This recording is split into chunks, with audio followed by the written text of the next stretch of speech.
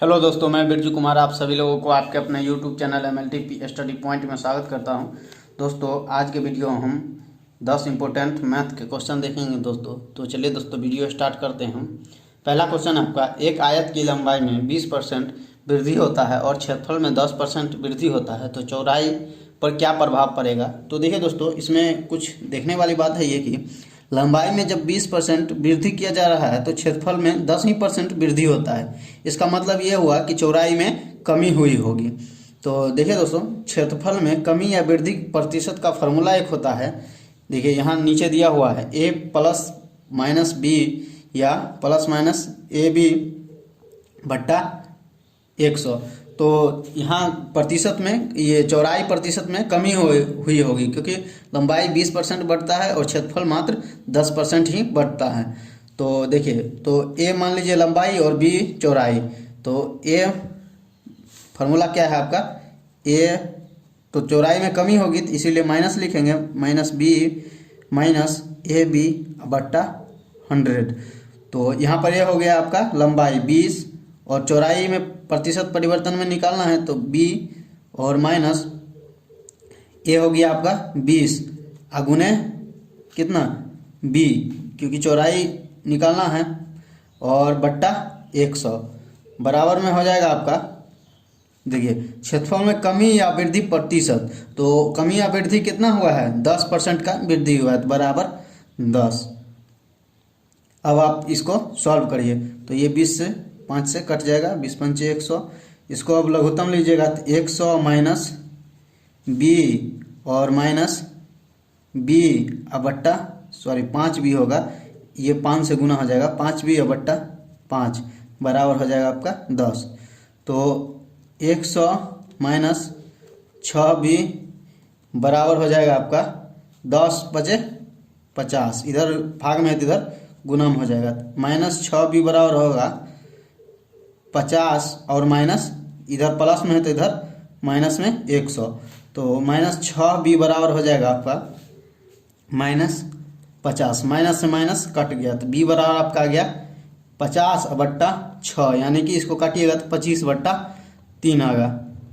25 बट्टा 3% की जो कमी होगी, कमी तो यहीं से पता चल गया था कि जो कमी होगी, लंबाई में वृद्धि हुआ था, क्षेत्रफल में 20% हुआ था और क्षेत्रफल में मात्र 10 हुआ था, इसी से पता चल गया था कि चौड़ाई में कमी ही होना है। तो कमी तो पहले से मालूम था, अब कितना कमी हुआ वो निकालने के लिए इस फार्मूला का उपयोग किए हैं। अगला क्वेश्चन देखते हैं, एक लंबवृत्तीय बेलन का आयतन और उसके वर्ग पृष्ठ क्षेत्रफल संख्यात्मक रूप से बराबर है तो उसकी त्रिज्या क्या होगी। तो देखिए दोस्तों, बेलन का जो आयतन और वर्ग पृष्ठ क्षेत्रफल जो कहता है वो बराबर है। तो बेलन का आयतन होता है, लिख लीजिए, बेलन का भी बराबर पाई आर स्क्वायर एच, और उसका जो बेलन का वक्र पृष्ठ होता है, बेलन का वक्र पृष्ठ बराबर होता है 2 पाई आर एच। अब क्या कह रहा है प्रश्न से, अकॉर्डिंग टू क्वेश्चन, ये प्रश्न से क्या कह रहा है, दोनों बराबर है तो अब बराबर कर लीजिए, सिंपल है। पाई आर स्क्वायर एच बराबर 2 पाई आर एच। अब देखिए इसको काटिए, पाई से कट जाएगा, एच से ये एच कट जाएगा और आर स्क्वायर से ये आर कट जाएगा, तो आर बराबर आपका कितना आ गया, 2। मात्रा कुछ नहीं इसीलिए इकाई लगा दी है, तो 2 इकाई, ऑप्शन डी आपका सही हो जाएगा। अगला क्वेश्चन देखिए, एक लड़का जो एक खेत के बीच में खड़ा है, उत्तर दिशा में उड़ती हुई एक चिड़िया को 30 डिग्री के कोण पर देखता है और 2 मिनट के बाद उसी चिड़िया को दक्षिण दिशा में 60 डिग्री के उन्नयन कोण पर देखता है। यदि वह चिड़िया 50√3 मीटर की ऊंचाई पर एक सीधी रेखा में उड़ रही हो तो उस चिड़िया की गति क्या होगी। तो देखिए दोस्तों, यहाँ पर देखिए खड़ा है व्यक्ति, यहाँ पर मान लीजिए खड़ा है और चिड़िया उत्तर की यानी कि इस ओर उड़ रही है। तो यहाँ पर मान लीजिए यहाँ पर उड़ रही है, तो इसके जो उन्नयन कोण है वो, यानी कि उन्नयन कोण है वो 30 डिग्री है, और ये जो ऊंचाई है, ये चिड़िया की जो ऊंचाई है, मान लीजिए चिड़िया की जो ऊंचाई है वो आपका दिया हुआ है 50√3, और कुछ देर के बाद यानी 2 मिनट के बाद ये चिड़िया दक्षिण और इसी ऊंचाई के साथ यहाँ दक्षिण और इसी ऊंचाई के साथ 60 डिग्री उन्नयन कोण पर उड़ रही है। तो यहाँ पर ये सीधा होगा 60 डिग्री, यहाँ हो जाएगा 60 डिग्री उन्नयन कोण। और क्या कह रहा है, इसका भी तो ऊंचाई समान ही होगा, क्योंकि कह रहा है समान ऊंचाई पर, इसका भी ऊंचाई 50√3 होगा। और इतना से इतना जो आया, यहाँ से यहाँ पक्षी उड़ के आया, उसमें उसको लगा है 2 मिनट। टाइम जो लगा है उसका टाइम वो 2 मिनट लगा है। तो देखिए दोस्तों क्या कह रहा है, चिड़िया की गति निकालने के लिए, तो देखिए इतना से इतना देर जाने के लिए इसको समय जो लगा है वो 2 मिनट लगा है। तो 4 बराबर क्या होता है, दूरी बट्टा समय। अब इतना से इतना का दूरी अगर ज्ञात कर लेंगे तो आपका समय दिया हुआ है, चाल निकल जाएगा आसानी से। तो इसको नामकरण कर दीजिए ABCDE। तो अब देखिए BC बराबर निकालिए पहले, यहाँ ये 60 डिग्री दिया है, तो tan 60 डिग्री बराबर लंब और बट्टा आधार, यानी 50√3 और बट्टा आधार कितना दिया हुआ आपका BC। तो इधर tan 60 का मान होता है √3 बराबर 50√3 बट्टा BC। ये √3 से √3 कट जाएगा, BC बराबर आपका आ गया 50। अब देखिए अब CD निकालेंगे, BD की टोटल दूरी निकालने के लिए BC और CD को निकाल के जोड़ देंगे। तो CD बराबर हो जाएगा आपका, फिर tan 30 डिग्री का मान निकालिए, 30 डिग्री बराबर होगा आपका लंब तो वही होगा 50 क्योंकि समान ऊंचाई पर उड़ रहा है, और बट्टा में CD। तो tan 30 का मान होता है 1/√3 बराबर 50√3 और बट्टा CD। तो आपका CD बराबर यहाँ से निकल जाएगा, CD बराबर ये देखिए 50 और √3 और √3 गुना हो गए 3 हो जाएगा, 50 गुने 3 कर दीजिएगा तो 150। अब देखिए टोटल BD बराबर होगा BC प्लस CD। तो BC आप निकाले हैं कितना 50 और ये CD निकाले हैं 150। तो BD बराबर आपका टोटल आ गया, BD बराबर 200। टोटल ये जो दूरी आपका आ गया 200 मीटर आ गया है। अब दूरी निकल गया और समय दिया हुआ है, चाल बराबर क्या होता है, चाल बराबर होगा दूरी, टोटल दूरी दिया हुआ आपका 200 मीटर। तो टाइम दिया हुआ कितना 2 मिनट, तो मीटर दिया हुआ है इसीलिए इसको सेकंड में, मीटर प्रति सेकंड में पहले निकाल लेते हैं। तो इसको सेकंड में बदल लीजिए, तो 2 गुने 60 करिएगा तो 120 सेकंड, आगुने 18/5, क्योंकि किलोमीटर प्रति घंटा में ऑप्शन दे रहा है और पूछा भी है। तो इसे काटिएगा तो ये 6 दूनी, ये 3 चौक 12 और ये 5 चौक 20, और इसे काटिएगा तो ये 5 से 5 कट जाएगा और ये 6 से। तो 4 बराबर आपका क्या आ गया 6 किलोमीटर प्रति घंटा। ऑप्शन बी आपका सही है। अगला क्वेश्चन देखिए, एक अंडा बेचने वाला 6 दर्जन अंडा 1 के 3 के भाव से खरीदता है। आधा दर्जन अंडे ले जाने में टूट जाता है, तब भी वह 10% लाभ कमाने के लिए वह प्रति अंडा किस दर से बेचेगा। तो देखिए दोस्तों, ये कितना 72 अंडा खरीदा, यानी 6 दर्जन होता है तो 1 दर्जन में 12, तो 6 गुने 12 बराबर आपका हो गया 72 अंडा टोटल। और लेकिन आधा दर्जन उसका टूट जाता है, यानी अंडा जो बचा तो 66 अंडा बचा, तो 66 अंडा बचा तो 66, और मान लीजिए कि x रुपये प्रति अंडा बेच रहा है, तो 66 गुने x बराबर कितना, टोटल जो इसको रुपया खरीदने में कितना रुपया लगा है, तो एक खरीदने में उसको 1/3 रुपया लगता है। क्या कर रहा है, 1 रुपया के 3 भाव से एक खरीदने में 1/3 रुपया लगता है। तो इसी तरह 24, ये कितना 72 होगा 6 दर्जन में, तो 72 खरीदने में से कितना लगेगा 24 दिया 72, यानी 24 रुपया। और क्या कह रहा है 10% लाभ होना चाहिए, 66 को बेचने पर भी 10% इसे लाभ होना चाहिए। तो 6 तो टूट गया था, तो 24 का 110% लाभ कर रहा था, 110/100 होगा। इसे काटिएगा तो ये कट जाएगा, 5 दूनी 10, 12 दूनी 24, और इसे काटिएगा तो 11 छक 66, 6 दूनी 12, एक्स बराबर आपका आ गया 2/5 रुपया, 2/5 रुपया आ गया। लेकिन ऑप्शन क्या दिया हुआ है, पैसा में दिया हुआ है आपका, तो एक्स बराबर हो गया 2/5 गुने 100। इसे काटिएगा तो 20 पंचे 100, या एक्स बराबर यानी 40 पैसा। ऑप्शन सी आपका सही हो जाएगा। अगला क्वेश्चन देखिए, ए किसी कार्य को 20 दिन में पूरा कर सकता है जबकि बी उसे 30 दिन में पूरा कर सकता है। ए कार्य आराम करके 10 दिन तक कार्य करता है जबकि बी भी उसमें शामिल हो जाता है, तब बी भी उसमें शामिल हो जाता है और दोनों मिलकर उसे पूरा कर देते हैं तथा 480 का लाभ में कार्य करने के लिए प्राप्त होता है। 480 का लाभ जो होता है वो कार्य करने के लिए प्राप्त होता है। तो ए का भाग ज्ञात कीजिए। तो देखिए दोस्तों, ये ए कितना देर में करता है, ए करता है आपका 20, और बी कितना दिन में करता है, बी करता है आपका 30 दिन में। तो दोनों का लघुत्तम कितना होगा, दोनों का लघुत्तम 60 होगा। तो एक कार्य क्षमता कितना होगा, 20 तिया 60, और ये बी की कार्य क्षमता होगा वो 30 दूनी 60। अब क्या कह रहा है, एक कार्य आराम करके 10 दिन तक कार्य करता है। तो टोटल जो आपका ये काम आ गया, टोटल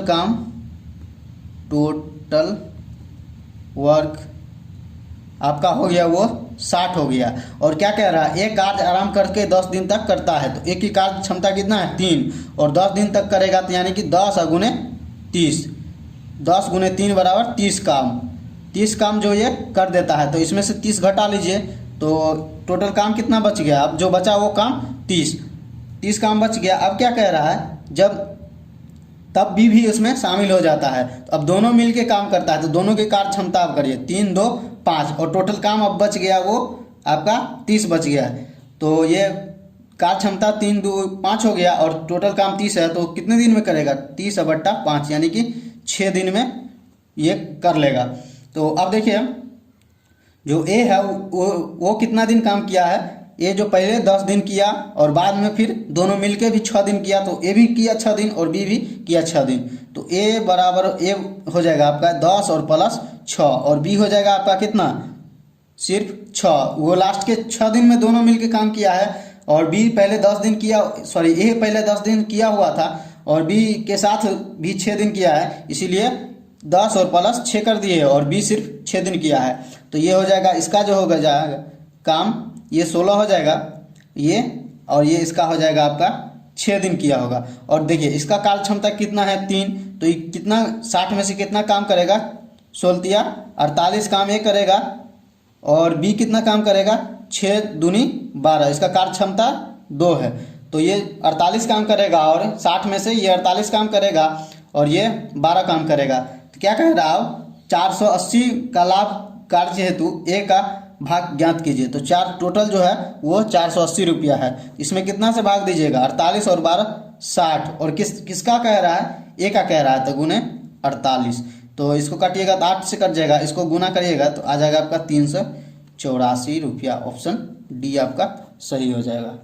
अगला क्वेश्चन देखिए, एक रेलगाड़ी बिना रुके एक निश्चित दूरी को 90 किलोमीटर प्रति घंटे की औसत से तय करती है, लेकिन विराम के साथ रेलगाड़ी की चाल 72 किलोमीटर प्रति घंटा हो जाती है। वह 1 घंटे में कितना देर रुकती है। तो देखिए दोस्तों, इसका एक फॉर्मूला होता है, प्रत्येक घंटा रुका हुआ समय निकालने के लिए दोनों चालों का अंतर जो है कितना है, 90 माइनस 72, अब बट्टा पहला चाल कितना है आपका 90 किलोमीटर, और गुने क्या कर रहा है 60। तो हो जाएगा आपका 18 बट्टा ये हो जाएगा 90 गुने 60। तो इसे काटिएगा तो 18 पंचे 90 और 12 पंचे 60, आ गया आपका कितना 12 मिनट। मिनट में बदलने के लिए इसमें 60 से गुना किए थे, तो आपका आ गया 12 मिनट। ऑप्शन बी आपका सही हो जाएगा। अगला क्वेश्चन देखिए, एक इंजन का पहिया अपनी धुरी के चारों ओर 350 बार घूमकर 1.76 किलोमीटर की दूरी तय कर लेता है। तदनुसार उस पहिए का व्यास कितना सेंटीमीटर होगा। तो देखिए दोस्तों, चक्रों की संख्या बराबर क्या होता है, दूरी बट्टा चक्रों की परिधि। तो चक्रों की संख्या कितना दिया हुआ आपका, चक्रों की संख्या दिया हुआ है आपका 350 बराबर दूरी कितना दिया हुआ 1.76 किलोमीटर दिया हुआ है। तो इसको सेंटीमीटर में बदल लीजिए। तो सेंटीमीटर में बदलिएगा तो इस पर 5 को जीरो देना पड़ेगा। तो इसमें देखिए दशमलव इसे हटा दीजिए, 1 तो नीचे 2 जीरो आ जाएगा, 1 लाख से गुना करना पड़ेगा आपको किलोमीटर को सेंटीमीटर में बदलने के लिए, क्योंकि लास्ट में क्या पूछ रहा है, सेंटीमीटर में व्यास क्या होगा। तो इस पर 5 से गुना कर दीजिए। और बट्टा में क्या होता है, चक्रों की परिधि। तो परिधि गोलाकार है, तो परिधि जो होगा वो 2 पाई आर होगा, 2 पाई आर। तो यही आर निकालना है, उसके बाद 2 से गुना कर दीजिएगा तो व्यास भी निकल जाएगा। तो देखिए यहाँ से 2 जीरो से ये 2 जीरो कट जाएगा, तो इधर 2 पाई आर इधर ले आइए, और ये हो जाएगा 176, 3 को जीरो बट्टा ये 350 नीचे ले आइए 350, इससे ये जीरो कट जाएगा। तो इसको देखिए 2 और इसको आर यहाँ से फ्री कर लीजिए, तो वो 176 2 को जीरो बट्टा 35 और ये दे देखिए पाई और 2, 2 गुने पाई का मान कितना होता है 22 और बट्टा में नीचे होगा 7, लेकिन इधर गुना हो गया, गुना के लिए ऊपर में चला जाएगा, ये बट्टा में होगा इसीलिए ऊपर चला जाएगा। तो देखिए अब इसको काटिए, 22 8 है यानी 800 से ये कट जाएगा और ये 7 5 35, ये 5 दूनी 10, तो आर बराबर आपका आ गया 800 और बट्टा 10। तो इसे काटिएगा तो आर बराबर आपका यहाँ से आ गया 80। तो क्या कह रहा है व्यास, तो डी बराबर होता है 2r, डी बराबर होता है 2r, डी बराबर हो गया 80 गुने 2, यानी डी बराबर हो गया 160 सेंटीमीटर। ऑप्शन डी आपका सही हो जाए। अगला क्वेश्चन देखिए, एक त्रिभुज की 3 माध्यिकाओं की लंबाई 9 cm, 12 cm, 15 cm है, तदनुसार उस त्रिभुज का क्षेत्रफल कितने वर्ग सेंटीमीटर होंगे। तो देखिए दोस्तों, इस तरह के जो त्रिभुज होते हैं उनके क्षेत्रफल निकालने के लिए त्रिभुज देखिए त्रिभुज बना लीजिए और देखिए माध्यिका ए से BC पर डाला गया है और बी से AC पर डाला गया है और C से AB पर डाला गया है। तो इस तरह का त्रिभुज का क्षेत्रफल निकालने के लिए आपका माध्यिका के द्वारा जो त्रिभुज बनेगा, माध्यिका के द्वारा जो त्रिभुज बनेगा उसके क्षेत्रफल को 4/3 से गुना करना पड़ेगा। तो देखिए दोस्तों 4/3 लिख लीजिए, 4/3 अगुने माध्यिका द्वारा जो बना त्रिभुज। तो देखिए दोस्तों, एक भुजा आपका दिया हुआ है 15 cm और दूसरा दिया हुआ है आपका 12 और तीसरा दिया हुआ आपका 9 cm। तो देखिए 15 का स्क्वायर करिएगा, 15 का स्क्वायर करिएगा तो 12 का स्क्वायर प्लस 9 का स्क्वायर के बराबर होगा। देखिए 15 15 225 होता है और 12 12 144 और 9 9 81 होता है। तो 225 इधर हो जाएगा और इसको जोड़िएगा तो ये भी 225 आपका आ जाएगा। तो इसका क्या मतलब हुआ कि जो माध्यिका जो द्वारा जो त्रिभुज का निर्माण होगा वो एक समकोण त्रिभुज होगा। तो समकोण त्रिभुज का क्षेत्रफल निकाल लीजिए, तो 1/2 अगुने आधार होता है, तो आधार इसका हो जाएगा आपका 9 अगुने ऊंचाई हो जाएगा आपका इसका 12। तो देखिए इसे काटिए, 3 चौक 12 और ये 2 दूनी 4, तो 9 दूनी 18, 18 चौक 72, आपका आ गया 72 सेंटीमीटर स्क्वायर। ऑप्शन बी आपका सही हो जाएगा। अगला क्वेश्चन देखिए, 5 सेंटीमीटर त्रिज्या वाले वृत्त में केंद्र से 4 cm की दूरी पर स्थित जीवा की लंबाई क्या होगी। तो देखिए दोस्तों, पहले एक वृत्त बना लिए इस तरह से और उसमें देखिए इसकी जो त्रिज्या है, त्रिज्या वो 5 cm है और केंद्र से 4 cm की दूरी पर जो ये जीवा है इसकी लंबाई पूछ रहा है। तो देखिए दोस्तों, आपका ये इस पर जो लंब डाला गया है तो ये 90 डिग्री होगा, तो ये समकोण त्रिभुज हो गया। तो ये आपका कर्ण मालूम है और ये आपका लंब मालूम है, तो आधार निकाल लीजिएगा। तो आधार बराबर होता है समकोण त्रिभुज में, आधार बराबर होता है √अंडर कर्ण का स्क्वायर माइनस लंब का स्क्वायर। तो कर्ण कितना दिया हुआ आपका 5 का स्क्वायर माइनस 4 का स्क्वायर, तो ये हो जाएगा 5 25 और माइनस 4 चौक 16, यानी कि रूट में 9 बराबर 3। जो आपका यहाँ का इतना का दूरी आपका मालूम हो गया 3, तो ये बीच त्रिज्या से केंद्र से लंब डाला गया है, ये दोनों बराबर होगा, तो ये 3 हो गया, तो इसे 2 से गुना कर दीजिएगा तो पूरा दूरी आपका मालूम हो जाएगा। तो 2 गुने 3 बराबर आपका हो गया 6 cm। ऑप्शन डी आपका सही हो जाएगा। अगला क्वेश्चन देखिए, x प्लस 1/x का होल स्क्वायर बराबर 3, तो x³ प्लस 1/x³ बराबर क्या होगा। तो देखिए दोस्तों, लिख लीजिए पहले x प्लस क्या दिया हुआ है, x स्क्वायर बराबर कितना आपका दिया हुआ है 3, तो इसको स्क्वायर हटाइएगा तो इधर रूट आ जाएगा, तो x प्लस 1/x बराबर √3 आप लिख सकते हैं। अब देखिए एक फार्मूला होता है, x प्लस 1/x का होल क्यूब बराबर होता है x³ plus 1/x³ plus 3ab यानी x और इंटू 1/x और इंटू x प्लस 1/x। तो इसी फॉर्म में इसको दोनों तरफ क्यू करने पर इसको भी क्यू कर दीजिए, दोनों तरफ घन करने पर। तो x बट्टा 1 प्लस 1/x का होल क्यूब और बराबर √3 का होल क्यूब। तो इसको करिएगा तो x³ प्लस 1/x³ प्लस 3 और x इंटू 1/x और प्लस x प्लस 1/x और बराबर में इसको करिएगा तो ये 3 बार लिखिएगा तो 1 3 हो जाएगा और रूट 3 आपका, इसको क्यू करिएगा 3 √3 आएगा। तो देखिए यहाँ से ये कट गया, एक्स क्यू प्लस 1/x³ बराबर आपका ये प्लस 3 और x प्लस 1/x का मान कितना दिया हुआ है आपका, यहाँ से कितना निकाले हैं √3, तो यहाँ पर √3 दर दीजिए और बराबर 3 √3। तो अब यहाँ से देखिए x³ प्लस 1/x³ बराबर हो जाएगा 3 √3 माइनस, इधर देखिए इधर प्लस में है तो इधर आएगा तो माइनस में, तो ये दोनों कट जाएगा, तो x³ बट्टा 1 प्लस 1/x³ बराबर ये कट गया तो आपका 0 हो गया। इसी तरह ऑप्शन ए आपका सही हो जाएगा।